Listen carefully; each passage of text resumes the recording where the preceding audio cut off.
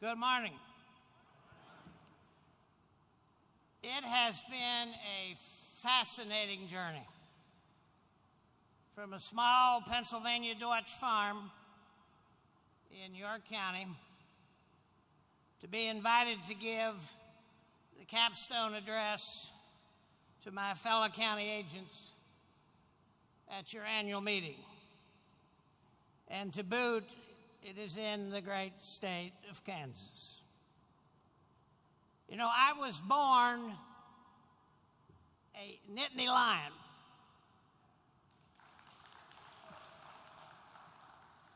I then became a Purdue Boilermaker. And now, as you can tell from this purple jacket, I am a K-State Wildcat. And I'll tell you, that's been one hell of a ride. Now, the interesting thing about being a Nittany Lion is that back in Happy Valley, we still have the same football coach we had when I was a student there. My father and his friend were great Penn State fans. They belonged to the Nittany Lion Club. My dad was a potato farmer and a hog farmer. And every now and then, he and his friend would tell Joe how to coach the football team. And my father wrote Joe a letter. And it so happens that year he won the Pennsylvania potato growing contest. Back came the letter, or the answer. Dear Mr. Flinchbaugh, congratulations on winning the Pennsylvania potato growing contest. I know nothing about growing potatoes. I will coach the football team. Sincerely, Joe Paul. Now that sums up my philosophy. For 40 years as an extension policy specialist at K-State, I have told it as I see it. I'm going to do that today as I talk about agricultural and economic policy. I don't expect you to agree with me. In fact, if you do, we're both in trouble. My wife puts it this way. Her husband is often wrong, but never in doubt. There's an old Chinese proverb that says, may you live in interesting times. That had to be written for today. It's an amazing time to be an economist and an ag policy specialist. It's also a very frustrating time to be an economist and an ag policy specialist. I grew up 75 miles north of Washington, D.C. I made my first trip there in 1948. The president at the time was Harry S. Truman, and I'll give you my bias right up front. We haven't had a better one since. He told it the way it is, the way it was. Someone shouted one time, give him hell, Harry, and he said, I don't give them hell, I just tell the truth and they think it's hell. So we're going to do that for a few minutes this morning. I worked on my first farm bill in 1968. Now, I will tell you bluntly and straight, I have never seen the nation's capital more dysfunctional, more partisan, more mean-spirited, and lack more leadership than it does today. We don't have economic uncertainty. We don't have a bad economy. What we have got is political uncertainty. As my friend Alan Simpson says, the U.S. Congress gives 2-year-olds a bad name. You cannot get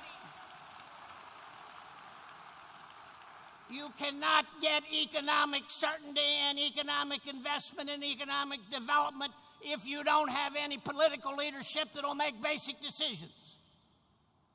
Today, there's $4.5 trillion. $4.5 trillion. Just laying out there in the American economy. I call it loose change. It's uninvested and it's unloaned. Why? Both political parties are telling small business, invest, hire. How can you? How can you plan?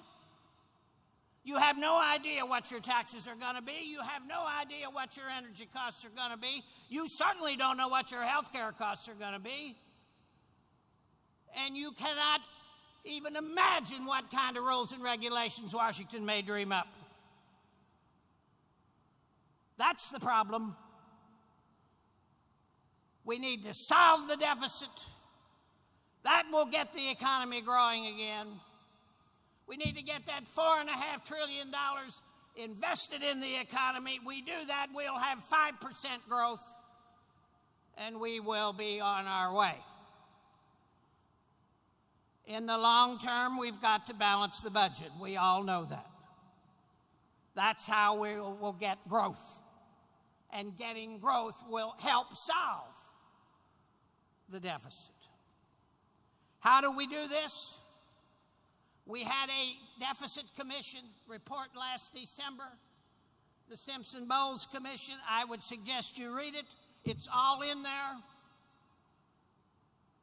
All the Congress needs to do is adopt it, and we'll be on our way to solve the problem. Now, anybody that thinks we can solve this problem by just cutting spending and not reforming the tax code, not working on both sides of the ledger, has no idea where little babies come from in the real world. We cannot solve this without looking at defense, Social Security, Medicare, and Medicaid. We cannot solve this without working on both sides of the ledger. We need bipartisan good government. And frankly, the last time we had that was when Ronald Reagan was President of the United States and Tip O'Neill was the Speaker of the House. A conservative president, a liberal speaker, and they got the job done. In fact, when Tip turned 75, Reagan had a birthday party for him. And he got up and proposed a toast. And he said, "Mr. Speaker, if you had a ticket, or rather, let me make sure I get this right. If I had a ticket to heaven, and you didn't have one too, I'd give mine away and go to hell with you."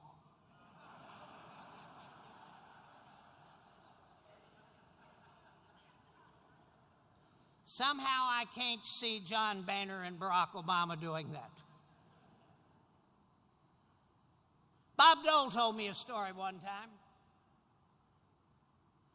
that I think describes very adequately, in fact, eloquently, of what the problem is today. And as you know, Dole was majority leader